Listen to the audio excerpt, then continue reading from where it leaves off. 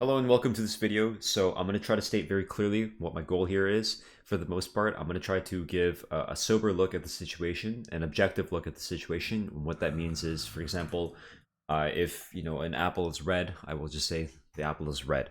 And so in order to do this about some of the systems that exist in Supervive or some of the conversations, I have to lay out both sides, and then I'll try to make it clear as to where I stand on certain things and reasons as to why.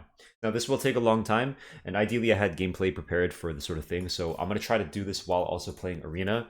Hopefully they're not too difficult matches, or maybe the game sound's not too distracting. So okay, there we go. So there are a lot of things that have been controversial about Supervive recently. For example, one of the things is the Armory, right? Probably the most controversial thing, progression and whatnot. And before I even begin talking about these sorts of things, sorry, this guy's talking. I feel it very important to at least bring the average level of understanding up to, okay, I'm not intelligent, but at least to where I am about these sorts of things. So I'm going to start with this. In order to be a good scientist, not like the literal profession, the personality trait of being a scientist, someone who, let's say, understands, respects, and adheres to the scientific process when we're trying to figure out things, hypothesis, testing, controlling for variables, things like that. For example, let's go with the apples, right? Like, let's say I would take a guess that the average person would. Can I get this guy to shut the? Okay. I would say that the average person is more like less likely to eat an apple if they witness their friend choking on an apple or find a worm in an apple. Okay, so like in order to actually like test that, you would have to find the average person. You have to define what an average person is like. Probably not someone who's allergic to apples. Probably not someone from, let's say, a hypothetical country that has no apples. So let's just control for that variable. Let's say that the average person is defined to be someone that is physically capable of eating an apple or has access to an apple. You can see very quickly that the line kind of blurs and we can't really control for everything. So what I'm trying to get at here is when we look at like Steam reviews or testimonies from players that have played this game for a long time, oftentimes what people like to do is they like to be infinitely charitable towards the ones that are on their side, that hold their position, right, similar positions. But we don't really control for, we don't, like, what is the average Supervive player like? I don't know, right? So given that we can't really do that sort of thing, I think the next best thing to do while we're making our hypothesis and testing, blah blah, if we can't really, find the average person's take, is to just look at both sides and see what's being said, right? So like the worst sides are saying, or sorry, the let's say the most extreme anti-armory people are saying something like scrap it entirely, throw it away entirely, and let's say the most extreme pro-armory people would be saying something like give me more of this RNG shit. I haven't heard anyone say that, but let's just, for example, hopefully you can accept this example of like both of those being representative of the opposite ends. Let's just say that that's the case, and then now we've established let's say common ground. Okay, I'm raising you to my level of thinking, which is okay, I'm looking at it like that. So for one side, we have the people saying the army's shit, remove it entirely, right? I want to address those people first. You people, I would implore you, I would encourage you to try to find some sort of argument for not having the armory as the primary progression system. Or maybe even simpler, what would you do in order to incentivize retention, incentivize people to play the game? So please don't do this thing where you're like not charitable at all towards the armory, but when you find another system to answer my question, you are infinitely charitable to that. So here's what that would look like. You would say something like, if you're doing what I just said, you would say something like, well, the core gameplay loop is already so fun, so people want to play the game because of the core gameplay loop, and that's what we would rely on, and just get rid of this army because the army is making it worse. That's some bullshit right there, and here's why it's bullshit. If you assume that just the base game alone is going to be that much more fun and without the armory, and it is enough to actually keep people in the loop, that is a risk. If you're a game company and you've designed a system that is like let's say for example it is showing results, and someone says that to you that you should actually get rid of that system, you know, you are now taking a risk. So I want you to understand, when you make a suggestion like that, you can have that opinion, but you have to understand that you will almost never observe the consequences of your own opinion to the degree that the game companies will. So you have to empathize with the devs when they don't agree with that position. Does that make sense? Like if they don't take your the core gameplay loop is fun suggestion, so make it the primary, make it the only, really. You cannot get mad at the devs or anyone else, really, for calling that suggestion bullshit, because it just simply is. And I'll hopefully give a more robust argument here, which is to say there are a lot of games that have fun core gameplay loops, as in like just the the battling alone, like going into the breach and like fighting people, using her dash, whatever. That shit's really fun for me. But even then, I personally, I need other things, and that's not a good argument, but what I'm trying to say is, I think most people in this fucking world, really, if they're going to do something over and over and over again, just that thing alone by itself is probably, I would guess, not enough. You would need something like maybe like a social aspect, maybe a progression system where you can get a number to go up, like ranked, like maybe like cosmetics that you can gain. You need something, right? And you can see this represented in every game possible. So at the very least, we could both agree on that common ground that there seemingly needs to be more than just the core gameplay loop for games such as this. Fucking everything, really, in order to keep people on the line. Okay, if we can agree on that, given that, you now need to provide to me an example of a system that isn't just ranked, right, which we already have, so there's no real point in bringing that up. Ranked or personal improvement. Now, I think that personal improvement is one of the strongest incentives ever, because I'm like that. But I'm never going to project that onto others, and I don't even expect others to be the same way about the game, or games in general, the way I am with them. Why? Because this is my career. I have a monetary incentive to getting good at video games, because more people are likely to watch as a result of me being good at a video game, and I can market that. Does that make sense? While the average person probably doesn't care enough to get good at a video game, because they might not have something like a job or a career tied to their skill in said video game, or maybe even the time to do so, right? So I don't think personal improvement's the best thing that we can use, nor do I think ranked alone is strong enough. Given that, I think the Armory, is a good example, or a good system, a decent system, or at worst case, a worthy trade-off. Now, let me go into that point after I talk about the pro Armory people. So the arguments against the pro Armory people would be something like, hey, the randomness can exacerbate certain situations, such as like power imbalances or like MMR imbalances, which is not actually the best argument, but I'm just presenting that because that's what people would say to the people who are pro-Armory. Oh, there are people that are just going to get like crazy armories and shit on others, right? And then also the randomness aspect, yes, it can feel frustrating, but even that is not really a good argument, but it is still the argument that people would present, and that's why I'm presenting it. So let me address those ones, the counter-arguments, to those counter-arguments. Number one, the MMR. Okay, if you're saying something like, good players will get really, really strong items, and as a result, As a result, they would end up shitting on noobs. So you have to understand what an MMR band is, or an MMR system, and like the goals of said MMR system, right? So here's what happens. When you have, let's just say, for example, 300 players, left and right, he's going left and right. When you have, let's say, 300 players, rank order from 1 through 300, in terms of true skill, objective skill, right? I'm going to define objective skill as in, like, literally you are better than someone who has a lower number than you. If you look at something like just 300 players, any sort of MMR system worth its salt would do something like put you... I'll try to put it simply. Sorry, I'm playing the game too. If you're like rank 1, right? If you're number 1 out of 300, you can only play with, let's say, up to 30 spots away. Okay, let's just say for the sake of argument, the average lobby can only consist of 30 players. So rank 1 would play up to, let's say, rank 30, maybe 31 at most.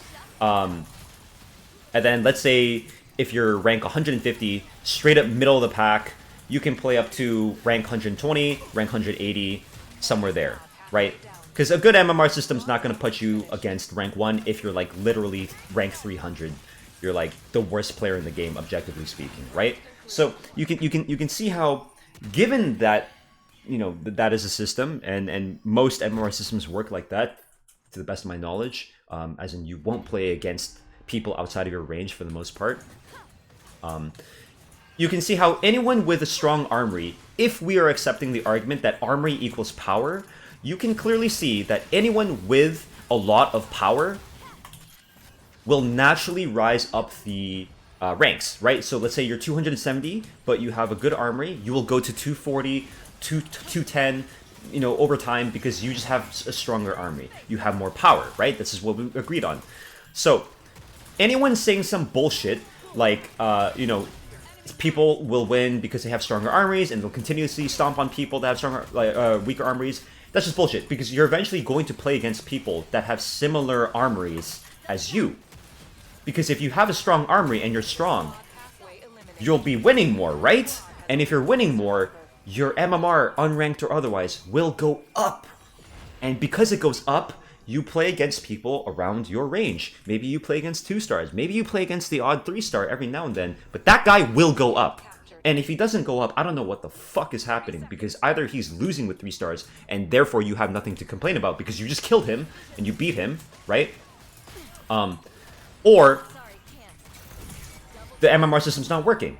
Which one is it, right? And it's most likely the case that, you know, if someone's there, either you are actually fucking good and you were strong enough, or this guy is just sucking asshole right now. Like, he's actually just sucking dick.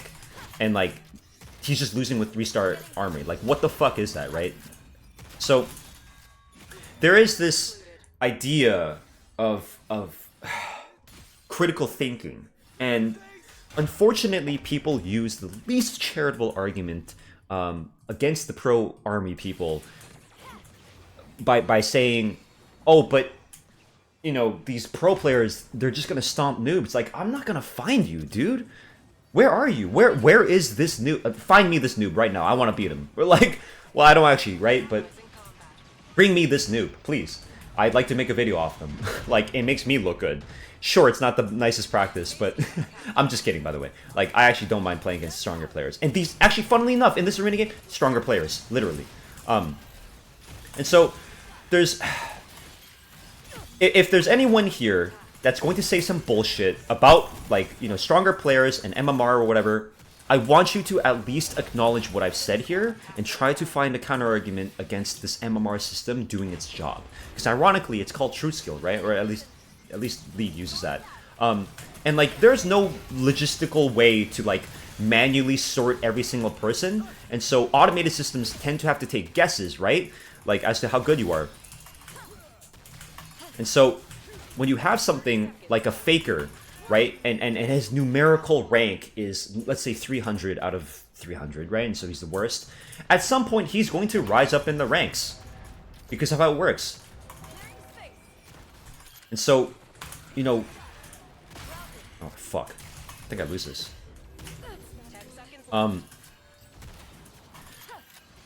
So, I seriously don't want to hear anyone say any garbage about, you know, high elo players dunking on noobs any more than they already have, because TC has already addressed this. They've increased the queue times for unrated play, which is the casual queue, such that high rated players, high MMR players cannot actually do the thing that you're saying that they're doing. Also, I forgot to buy. And in the case that, you know, maybe the systems are still imbalanced, of course, I would be right there with you saying, yeah, you know what, it's bullshit. They need to tighten the MMR bans, such that new players, weaker armies, don't find me. I feel bad for them, of course. They're going to be edge cases, right? There are going to be a lot of cases where, okay, yeah, you know, there's a guy that's strong, and unfortunately, you know, they ended up meeting maybe someone who's not as strong, and they shit on that guy. And yeah, maybe, you know, that results in someone leaving. But this is where I'm going to go into probably my strongest argument that is pro Armory, which is alternatives. You know, I already kind of touched on it, but I'm gonna attack this from maybe like an ideological. I don't know what to fucking call this. It's like, let's say you have a pit of lions and you have a pit of fucking fire, okay? And I'm forcing you to choose between the two. Which one do you want to take? You want the lions or you want the fire? Okay, if you're an idiot, you say fire because, you know, okay, Lamau, right? At least the lions you can fight. You're gonna die in both cases, okay? You're basically guaranteed death, right? In both cases. Sorry, it's a morbid example, but it's to demonstrate a point. Most people, from my perspective, what they're saying is, dude, I hate this pit of lions. I really don't like this pit of lions. I'm gonna take the fire, actually. It's just, or even worse, they're ignorant to the point where they don't even realize the alternative is to just walk into fire.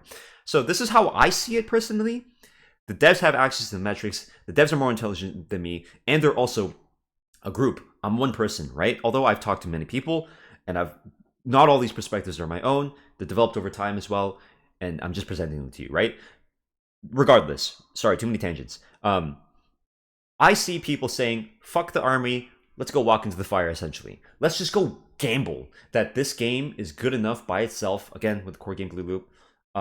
Or, even worse, let's find a different way to pick the fire. Let's pick a different kind, maybe some blue fire. They say some bullshit like, the armory should be unlocked to begin with. Everything should be... Here's why this is stupid, okay? 100%. I should stop using the word stupid because it makes people emotional and then they won't listen to my argument. So I'm sorry for that. Please listen to my actual argument. Do not get emotional. If you were to unlock every single thing in this armory at the start, number one, there's no sense of progression anymore because you already have everything, correct? But the reason why it wouldn't be so good is because if you're the average player, if you're a casual player, and I am nowhere close to a casual player, okay? When I join games, I'm coming in with like years and years of fucking knowledge, pattern recognition from... So I'm not saying, oh, I'm a crazy good player. What I'm saying is I am not representative of the average, but at the very least, I can try to put myself in the shoes of someone who literally just doesn't know how to like click properly, doesn't reset to WASD by default because they're, I don't know, an office worker that's never touched a fucking video game in their life. I can put myself in that position somewhat. Not perfectly, but I can imagine if I were them, and I don't even know how to hit my buttons properly, I have to manage what? WSD? What was that again? Right click for my ability, R for ulti, space to jump, glide? What is... If I'm that person, and I see all these items, and I gotta read them? Level 1, level 2, right? Even just level 1 alone. What's this? What's outbound healing? What? Oh, when I heal someone. What's this? Falling below 60? What is this icon? I have to remember this icon? Shit. Oh, epics are you know, worth more than legendary, or sorry, more than rares, but less than legendaries. What's the number again? 750 gold. Where's gold again? It's top right of my... Wait, how do I get gold again? How much... Wait, what? Caps lock to hit gold. I'm looking at all this shit. I'm thinking, what the fuck? There's so much shit to read. And here's... I'm gonna do the same thing you guys do, actually. The super charitability towards the side. And I'll do the other side, okay? Watch. I'm gonna say something like, if I'm the new player, and I'm overwhelmed by this, I might even play less because I might feel like I need to read everything and understand everything to have a decent advantage. When in reality, the same argument I made earlier applies to the situation where you're probably going to be playing against people who also didn't read as much or don't understand the system as much because you're a fucking new player, right? You're not against those guys that have read the shit, because the guys that have read the shit and solved the system and know the meta items and know when to hot swap, they're probably moving up the MMR band. But I'm doing the same exact argumentation that you guys do. And so you can see how bullshit it is, right? But it sounds good. It sounds good, right? So let me play the other side now. Okay, I'm a new player. Let's assume every fucking new player, for some reason, sees all these relics unlocked, all these grips unlocked, and actually does read them, and actually does understand them. The amount of effort that it takes to have to do that, compared to just going into game, play one game, finish a mission, unlock one thing. Watch this. Ready? Watch this. I'm going to unlock something. Okay, I have a little bit saved up. They click this button, right? They click this button. They see something different. Oh my god. It's a fucking purple. It's a fucking purple. That's so cool. What does it say? Touching. Oh, it didn't even show me. Oops. Let me. Because I already got it. Let me see this. Guardian Angel. Oh shit. My first item I unlocked. Guardian Angel. What's that say? Outbound healing. Touching an allied wisp applies a persistent revive effect. Oh, that's great because I just watched the tutorial and thankfully because I'm super smart and I'm the imaginary charitable person in Nidhogg's mind for this example, I actually know what this means. I touch an allied wisp, apply a precision, blah, blah, blah. Great. Oh, nice. Okay, I understand that, right? Here, let's do another one. Let's go another one. Maybe I play a game with that one and I try GA. I want to play healer now because I got GA. That's cool. Oh shit, I got Rampager. Okay, you stack damage when you attack. Let me read that real quick. Oh, dude, maybe I can play Ghost with this. Maybe I can, oh shit. Like, dude, there are going to be so many different kinds of people that are receptive to or not receptive to getting all the armory or not the armory, right? Two dimensions here.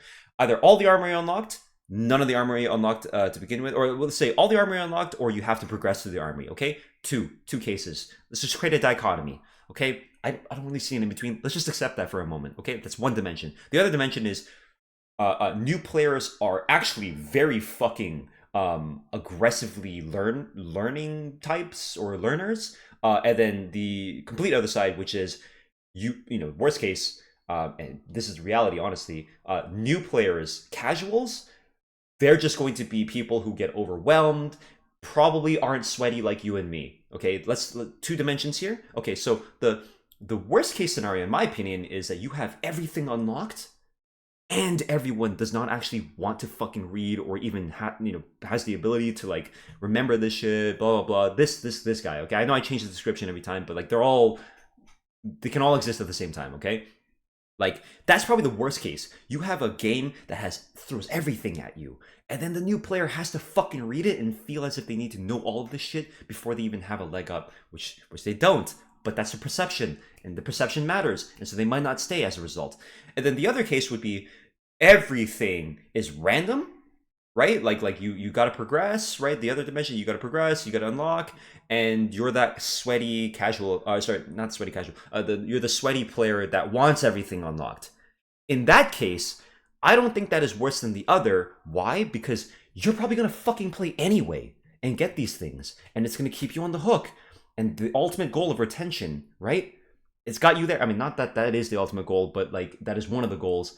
It's got you there. So which one's better? The case where you have everything unlocked and people are coming in feeling overwhelmed, or you have things that require progression and what's it called? All the sweaties. That's just two lines. Here are the other lines. You have everything unlocked and everyone is a fucking sweaty. That's great. Wait, that would be perfect, dude. That's a super competitive game because now everyone's got, the ideas in mind and everyone's on an even playing field. That's probably good. Actually, not as crazy as you think, but that's decent, right?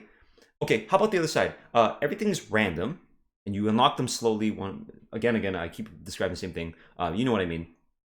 And everyone is a new player, a casual.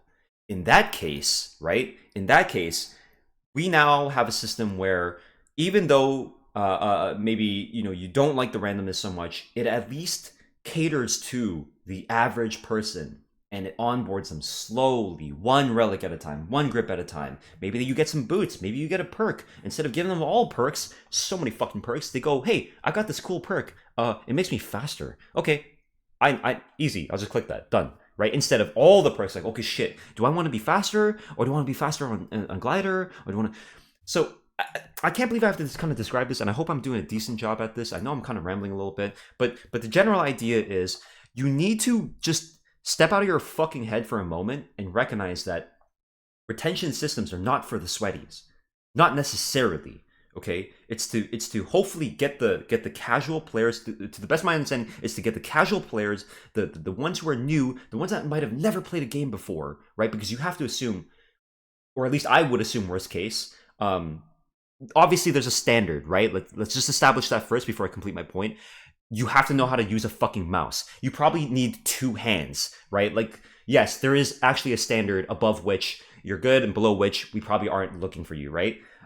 So most video games probably assume that you have two fucking hands and you have a brain that can read and you can associate buttons with actions. Okay, yes. So when I say casual, I don't mean like a complete fucking idiot. I mean like the average person that has the qualities that I just mentioned and are willing to like play. Okay, so I assume that the goal is to onboard those players in hopes that with the progression system you can get them to interact with the core gameplay loop to the point where they understand the game better, and then eventually start interfacing with the other progression systems like personal improvement and ranked.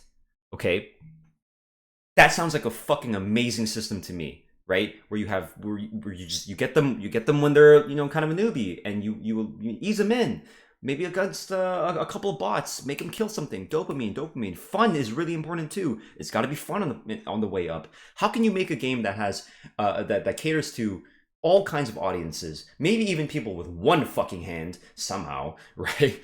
And is competitively balanced and has maybe longevity in terms of the average player plays for, I don't know, like 20 hours a week. Like that's a fucking good number probably, right?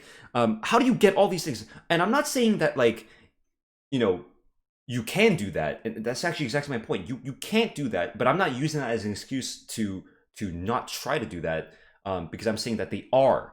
By making a system like this, I feel like they are actually trying to hit those notes, because they're onboarding people slowly. They're letting you get one capsule at a time, read an item, understand what it does, teach you other mechanics alongside them. Did I just get a gray? What is this shit? What is? Oh, okay, thank you. You know what I mean? So, fuck. Some of the people. And I'm going to address the open beta people now, okay? You motherfuckers.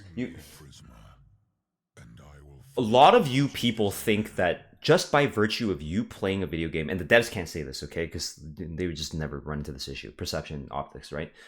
A lot of you people think that just because you have played this game for a long time, your opinion is worthwhile.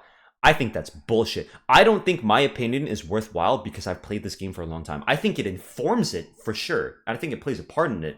But the reason why I think my opinions on these things are worthwhile or important enough to share is because I've thought them through. Okay, I've actually thought them through. And there's a world where I actually didn't. Maybe I only thought like maybe a third of the way or surface level. You can try to attack my arguments and demonstrate that to me. And okay, sure, if I'm wrong, right?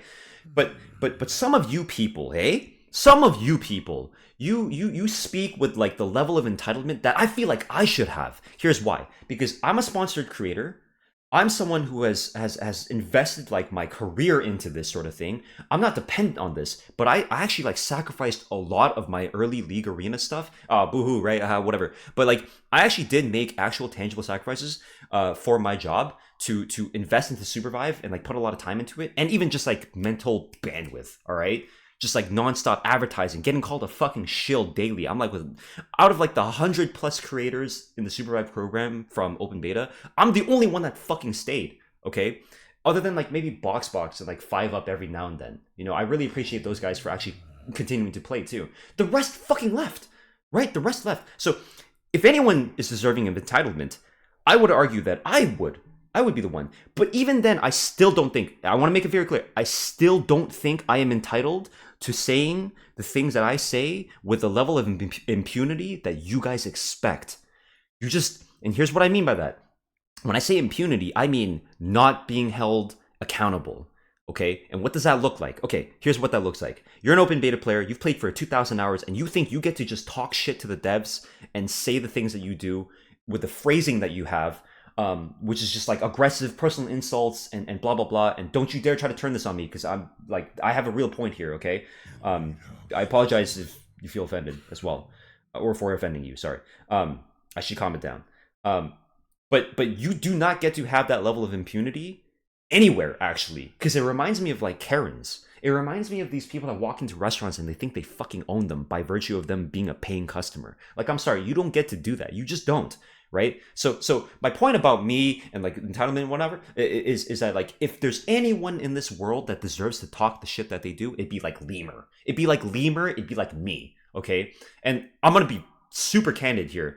Lemur was not a creator before all this. I think he's a really good creator now, but I was like an established creator, a very tiny, tiny, tiny creator, but I still came in with an audience, right? When I started Supervive and started advertising, I came in with like 5-digit numbers on my YouTube videos, like 50K views, 60K views, and doing advertising for fucking free, by the way, okay?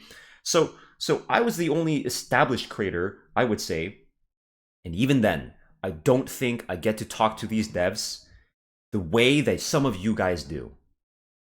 And you know what? To play for the other side, I think it's I get it. I get it. You know, you're passionate. It's a game you've played for 2,000 hours. You want to talk your shit. You don't have any patience anymore. I get that. I feel that. You know, all the time, actually. All the fucking time. I see where you're coming from, but I cannot excuse the attitude that some of you some of you people have, because it's just not productive, right? Like, I gotta rein that shit in. You know, I'm gonna try to rein that shit in. I'm sorry, right?